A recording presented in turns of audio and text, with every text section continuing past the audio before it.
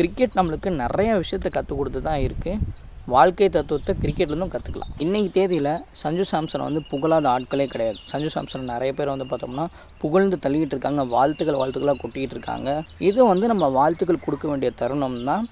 ஆனால் இதே சஞ்சு சாம்சன் தான் ஒரு 2.5 வாரத்துக்கு முன்னாடி இந்தியன் டீம் கலர்ஸில் சஞ்சு சாம்சன் தேவையா அப்படின்ற ஒரு மிகப்பெரிய கேள்வி கொடுத்துக்கிட்டு இருந்தாங்க. அது எல்லாருக்குமே சரியான ஒரு பதிலடி கொடுத்துருக்காரு இந்த இன்னிங்ஸ் மூலயமா.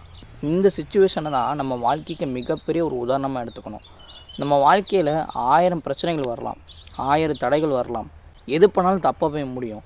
ஆனால் ஒரே ஒரு வெற்றி நமக்கு நடந்துச்சுன்னு வச்சுக்கோங்களேன், அது எல்லாரோட வாயும் அடைச்சிடுன்றது என்னோடய கருத்து.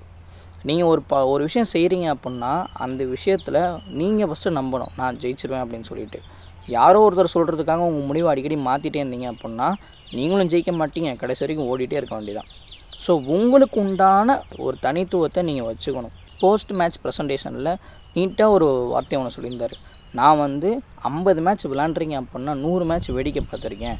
ஒரு அனுபவங்கிறது நான் போய் ஒரு இடத்துல விளாண்டோ இல்லை பார்ட்டிசிபேட் பண்ணியோ கற்றுக்கிற விஷயம் மட்டும் அனுபவம் கிடையாது. நான் வந்து மற்றவங்கள பார்த்தும் அனுபவத்தை கற்றுக்குவேன்.